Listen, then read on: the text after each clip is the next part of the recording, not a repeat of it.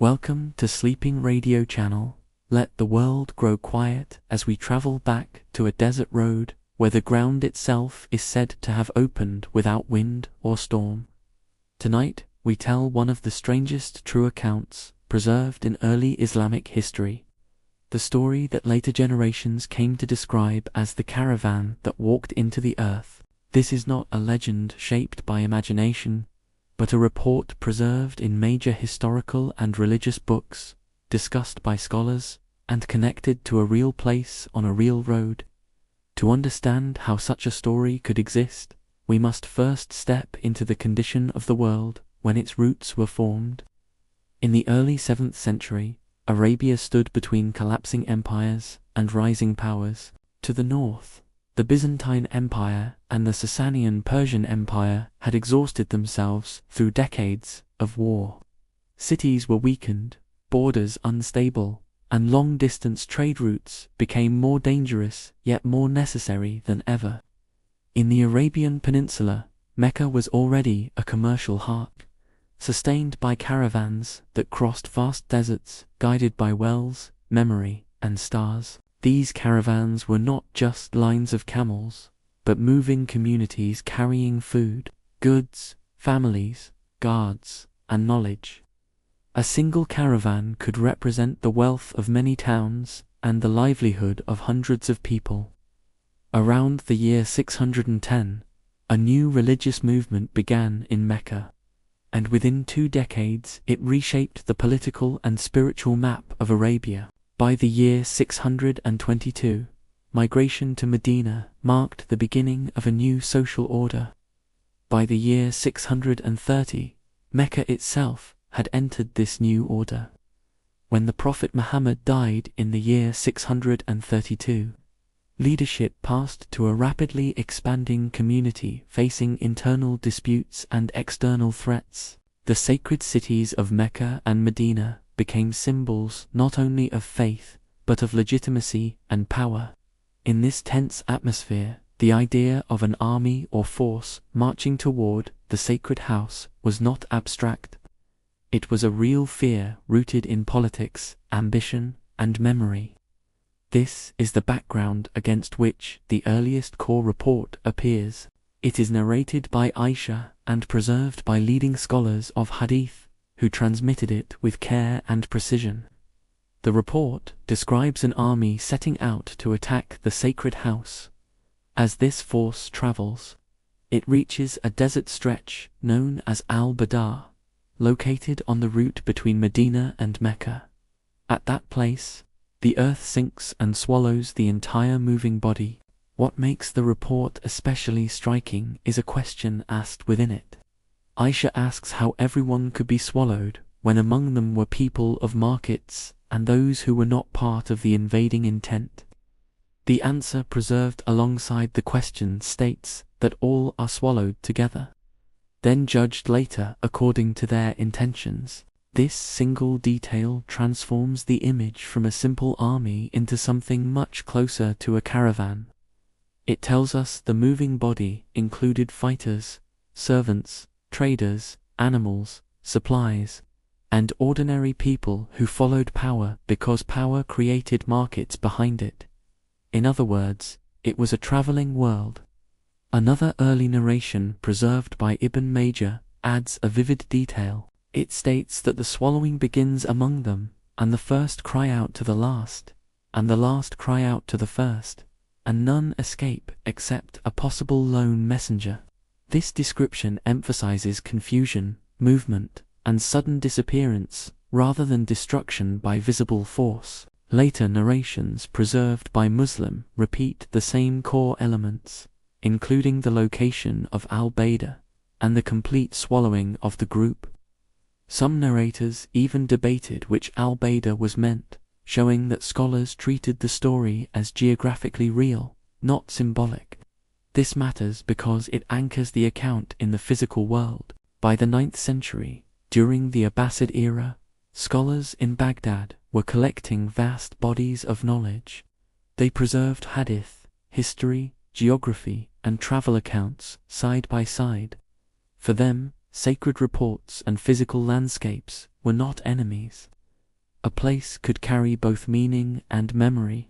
By the early 13th century, the great geographer Yaqut al-Hamawi gathered place names, roots, and stories connected to them.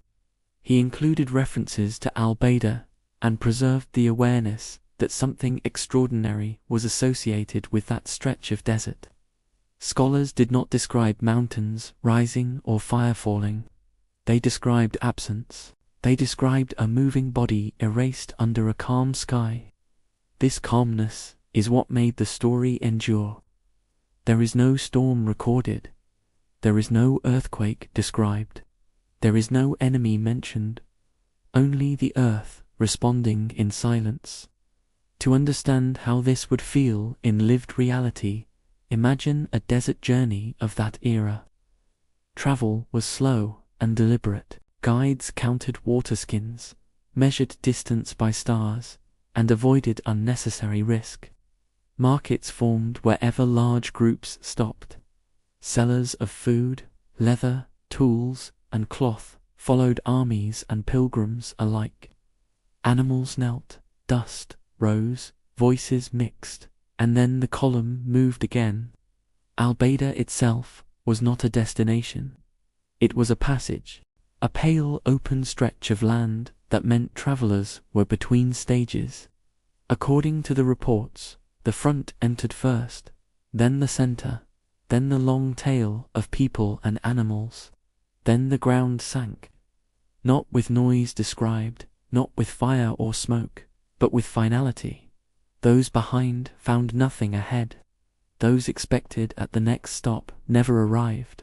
In later generations, people reacted as humans always do. They searched for causes. They asked about wind, clouds, raiders, and tremors. But the texts recorded none of these. This absence became more frightening than any dramatic explanation. Families counted losses. Merchants calculated vanished wealth. Officials recorded the disappearance because such a loss affected economies and authority. And scholars preserved the wording carefully so it would not dissolve into rumor. Over time, people began to refer to it not as an army, but as a caravan, because the description itself insisted that markets and ordinary people were present, because it moved like a caravan, because it vanished like one walking into the earth. Later generations also tried to understand it through nature. They spoke of hidden voids beneath desert crusts. They spoke of ground that appears solid but cannot bear sudden weight. They imagined collapse without warning, followed by wind slowly smoothing the surface. These ideas did not erase the moral meaning of the report. They only made the event imaginable without spectacle. And that is why the story still disturbs. Nothing announces it. Nothing explains it fully. A moving world enters a place, and the place gives nothing back. The road remains. The sky remains clear. The desert looks unchanged. And the memory survives quietly in books, carried forward by scholars who did not try to embellish it, only to preserve it. This is how the story of the caravan that walked into the earth began. Not with noise, but with silence, and not with legend, but with careful words written down and carried across centuries. In the centuries after the first preservation of this account, the story did not remain frozen. It moved slowly through time, carried by scholars, judges, travelers, and ordinary people who repeated it in quiet voices. Each generation placed the disappearance inside its own fears and its own understanding of the world. To continue the story fully, we must now widen the lens and look at what was happening politically and socially when people feared caravans and armies moving across sacred roads. After the death of the Prophet Muhammad in the year 632, the early Islamic world expanded with astonishing speed. Within a few decades, armies and caravans moved from Arabia into Syria, Iraq, Persia, Egypt, and beyond. These movements were not only military, they were accompanied by families, merchants, scholars, animals, and supplies. Every army created a shadow caravan behind it. Markets followed power, because soldiers needed food, clothing, and tools. This pattern explains why the original report emphasizes the presence of market people among the invaders. By the late 7th century, internal conflict shook the community. Civil wars broke out, rulers were challenged, and the question of legitimate authority became dangerous. Mecca and Medina were no longer only spiritual centers. They were symbols that could legitimize or destroy a ruler. When an army marched toward the sacred house, people did not see it as a normal campaign. They saw it as a violation of cosmic order. This fear intensified during the era of Abdullah ibn al-Zubair, who controlled Mecca for a time in opposition to Umayyad rule. When Umayyad forces marched toward the city, memories of the earth swallowing a hostile force returned to people's minds. Some whispered that this might be the moment foretold. When it did not happen, the story did not disappear. Instead, it became a warning that had not yet been fulfilled. By the 8th century, the Umayyad dynasty had fallen and the Abbasides had risen. Baghdad became the center of learning, and scholars began to systematize knowledge.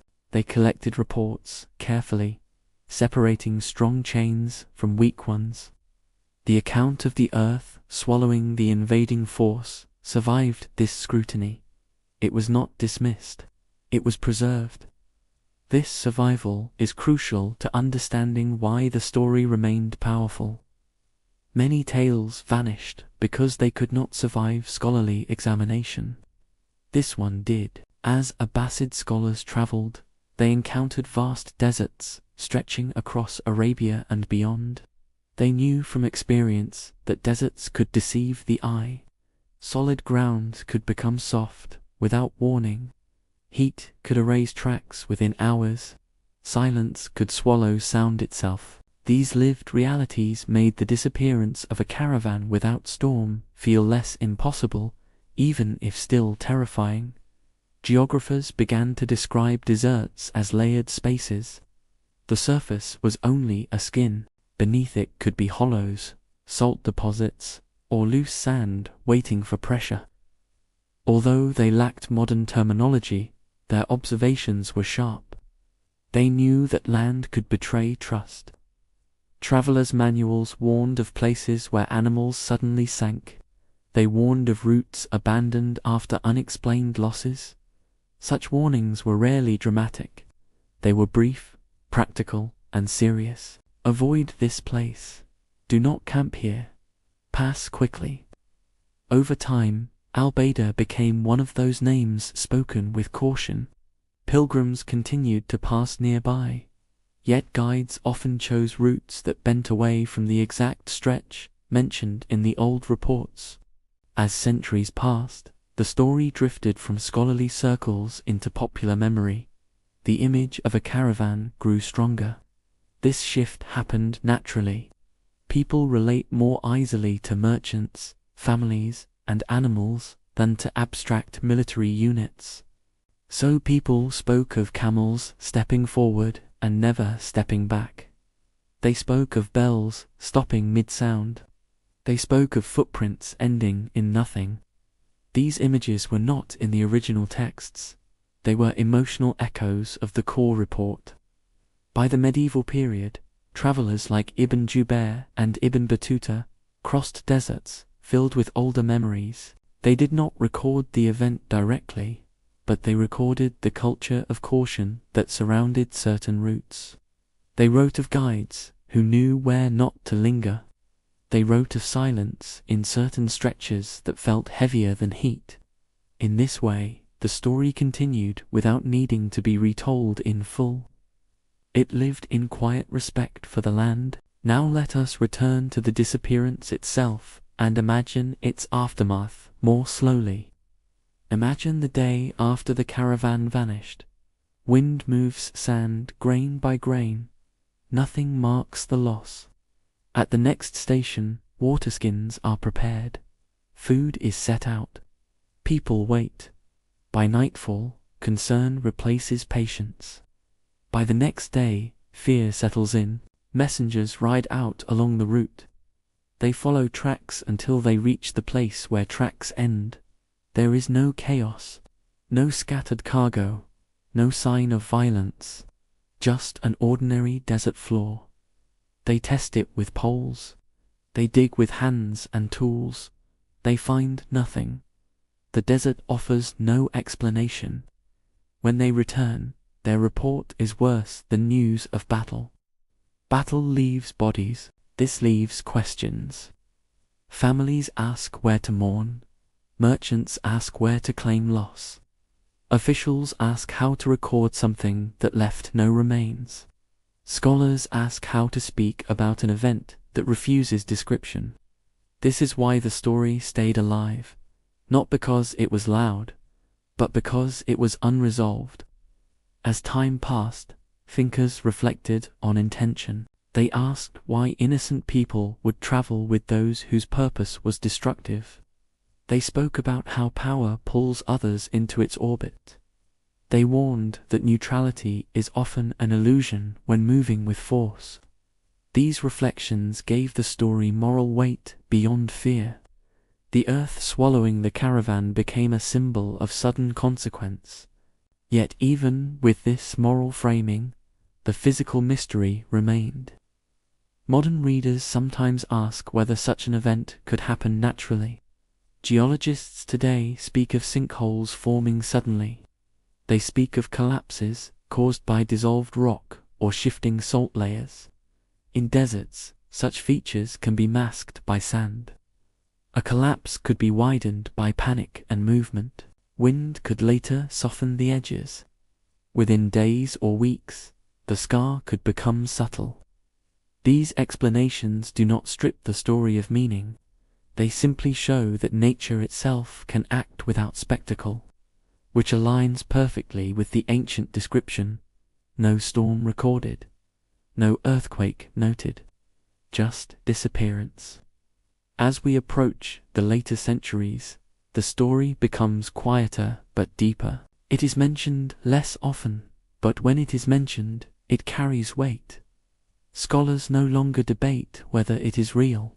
They debate when and why it will occur. Travelers no longer search for the place.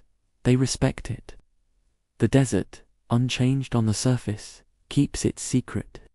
And that is how the caravan that walked into the earth remains one of the most unsettling accounts in human memory. Not because it defies nature, but because it happens within nature, under a clear sky, on a familiar road.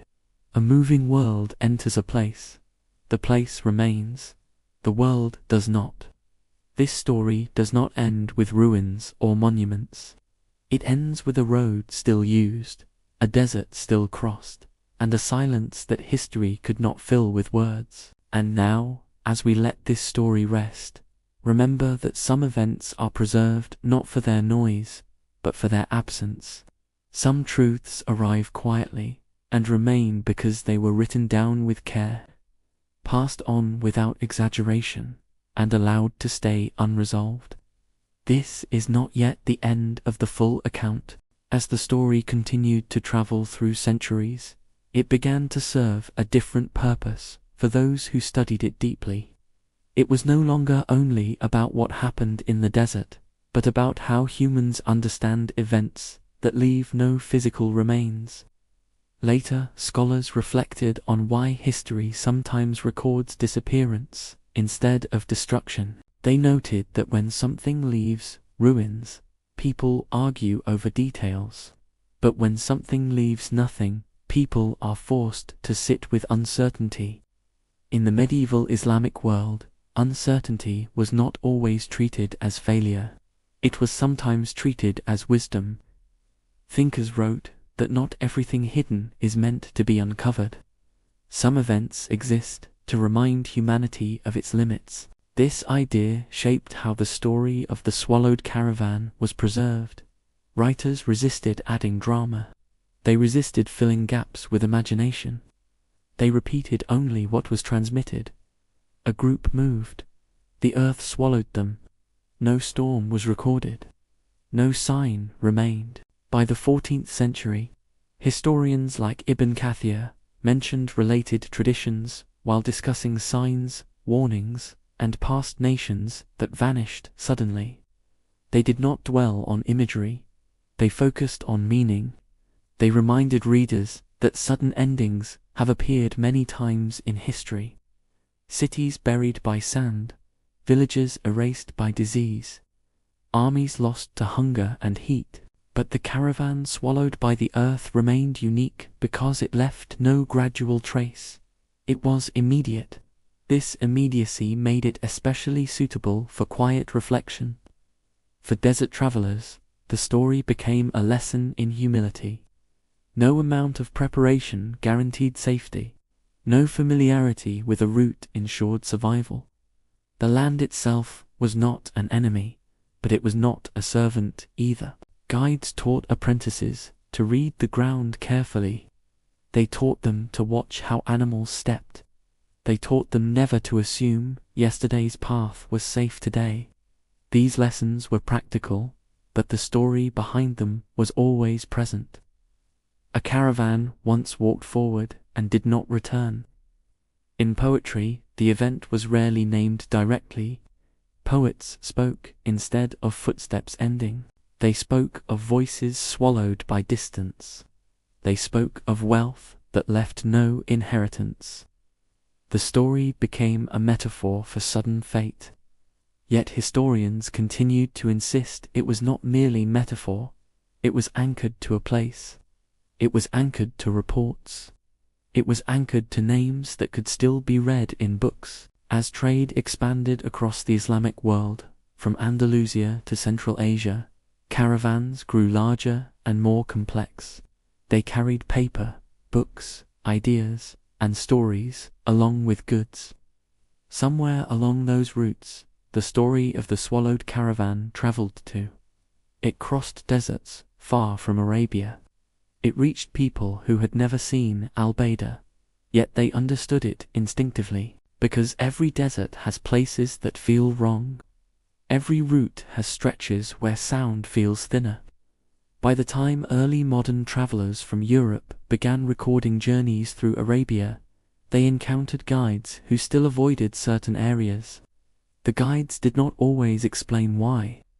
They simply said the land was not trustworthy. This echoes the ancient tone of the original report. No accusation, no explanation, only caution. Now imagine the long silence after the event had fully settled into memory. Years pass. Children grow up without fathers who never returned.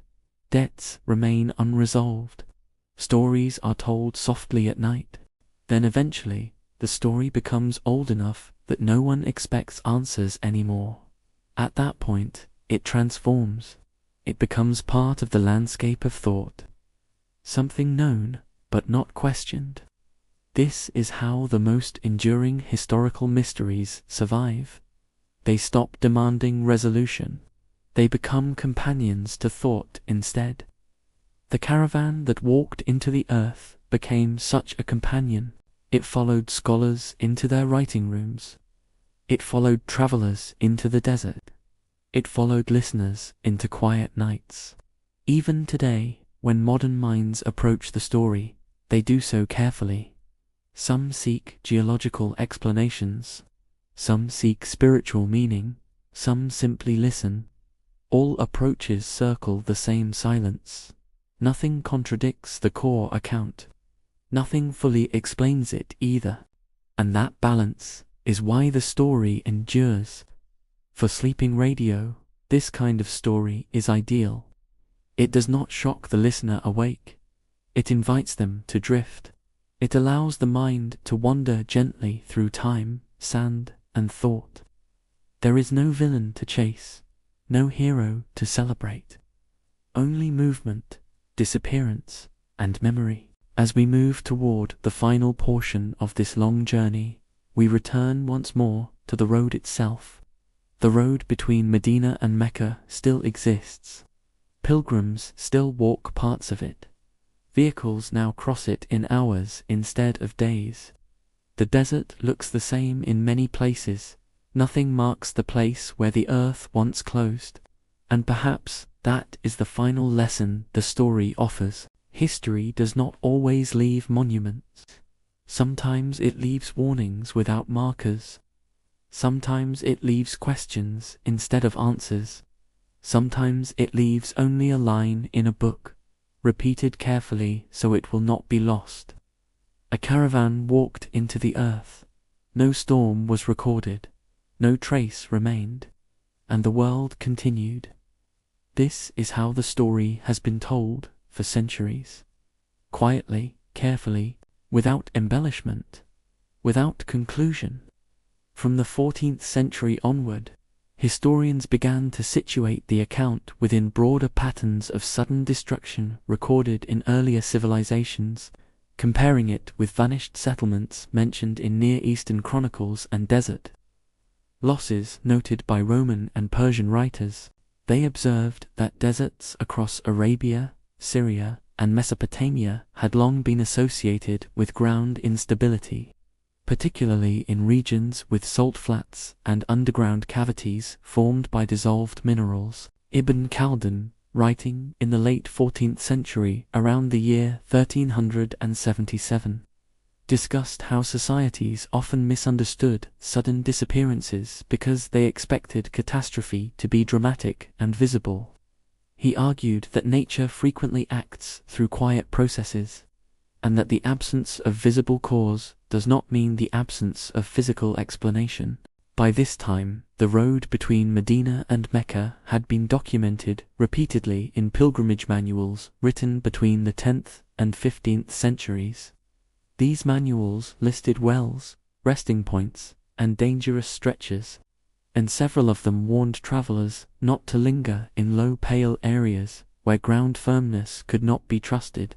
Although these manuals did not always name Bayda directly, their descriptions matched the geographic character of the region mentioned in the earlier reports.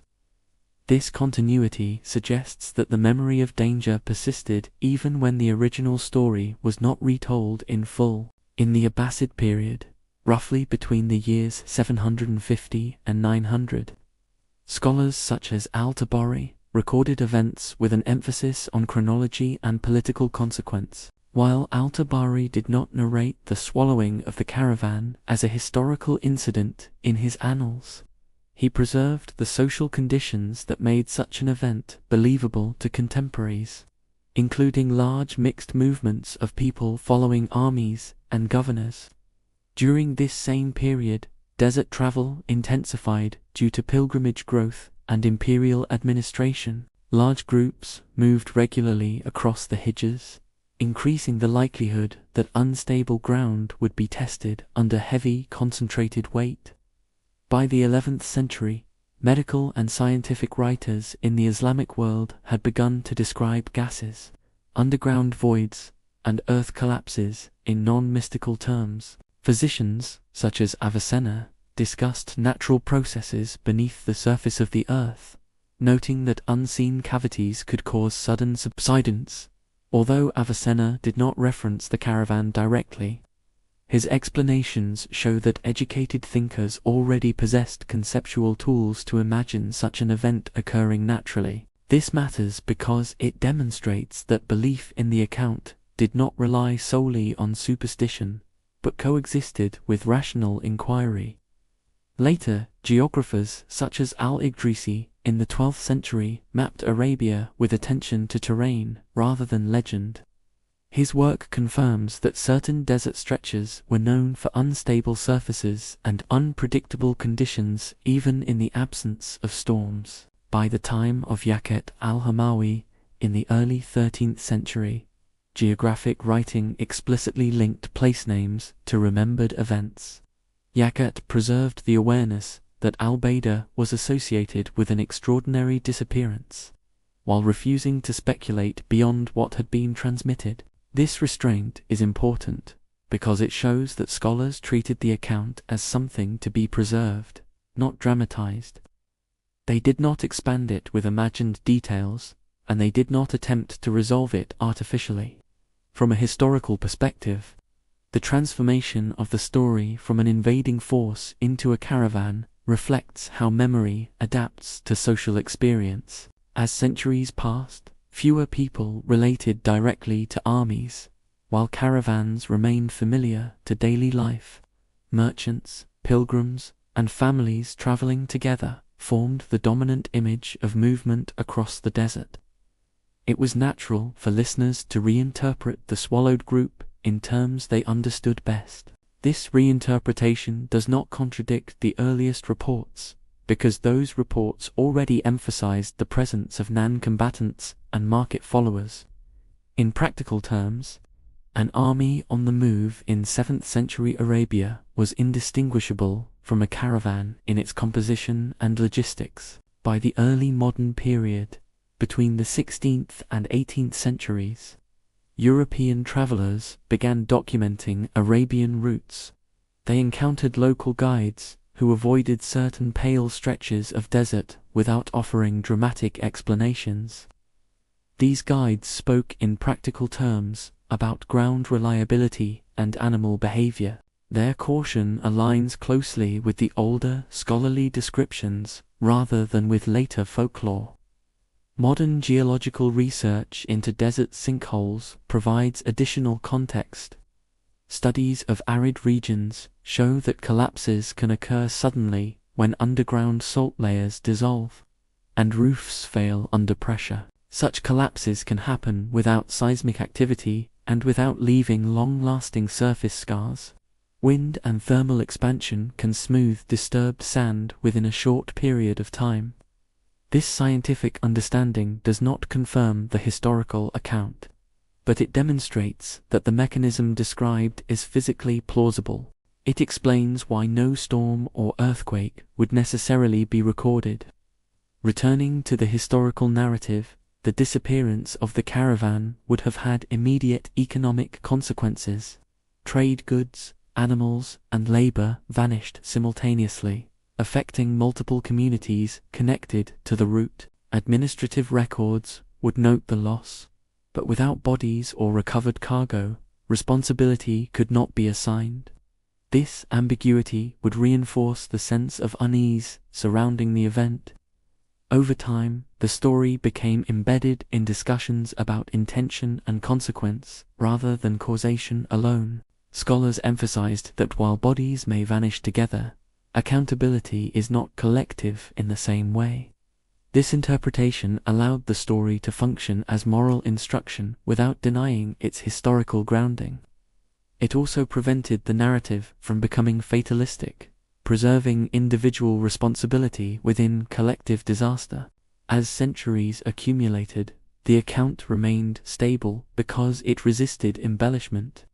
Its power lay in its restraint and its refusal to explain what could not be proven. For historians, this makes it unusually valuable. Stories that grow larger over time usually lose credibility, but this one remained narrow and consistent. The caravan that walked into the earth persisted in books, not because it entertained, but because it unsettled careful minds. It challenged assumptions about safety, knowledge, and control. In the context of desert history, it stands alongside other accounts of sudden erasure that left no ruins. Such events remind us that absence itself can be historical data. At this point, the narrative approaches its completion not through resolution, but through accumulation of context.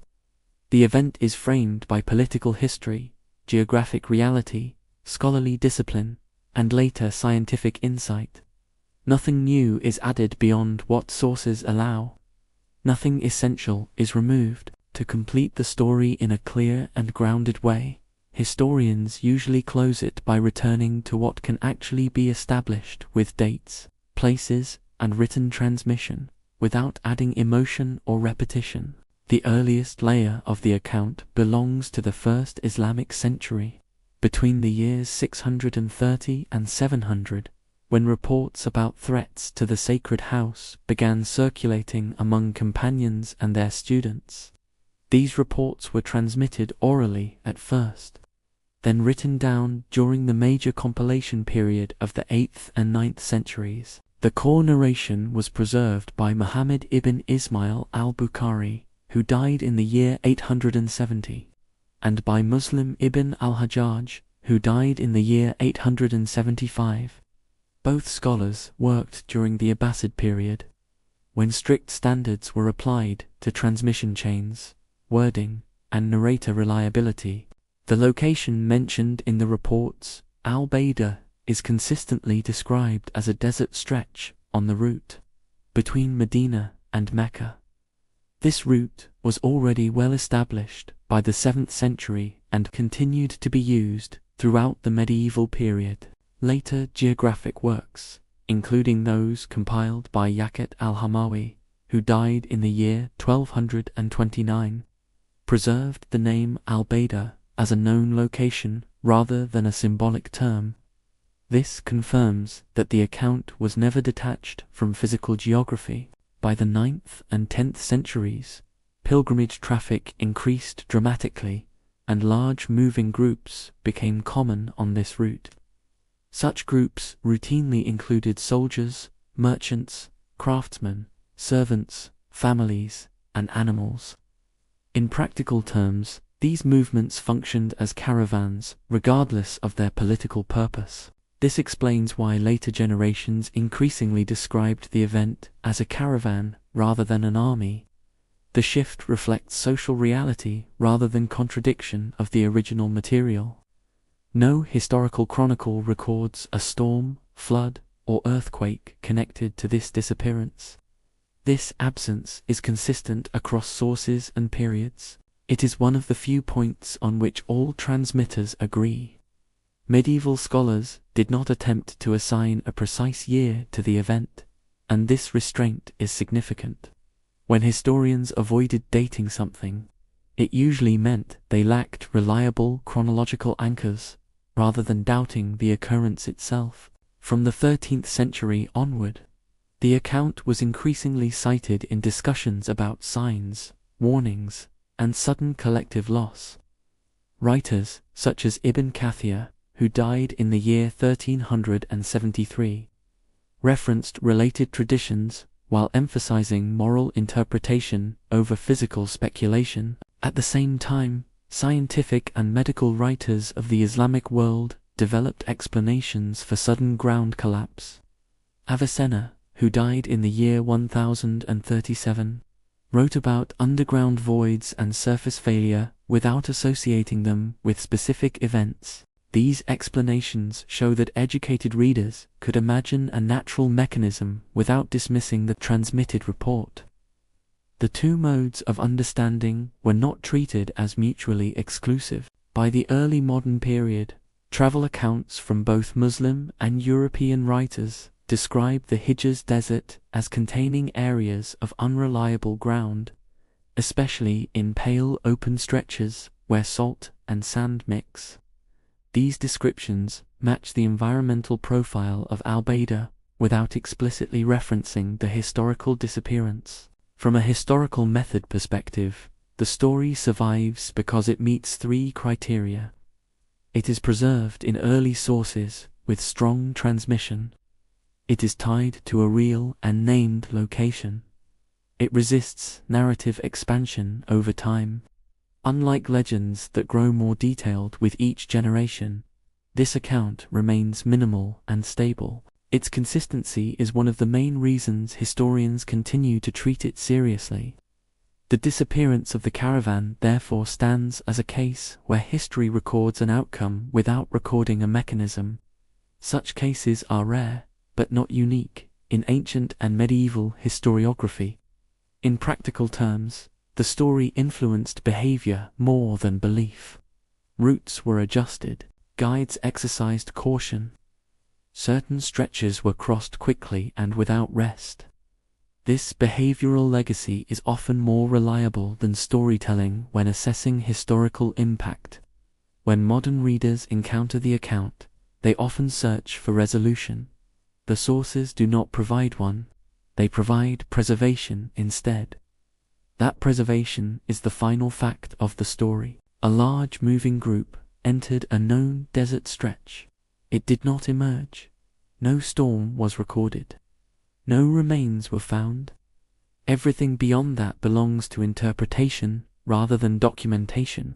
This is where the historical record ends, and where sleeping radio allows the listener to rest, not with answers, but with a complete account built from real texts, real scholars, real places, and real limits of knowledge.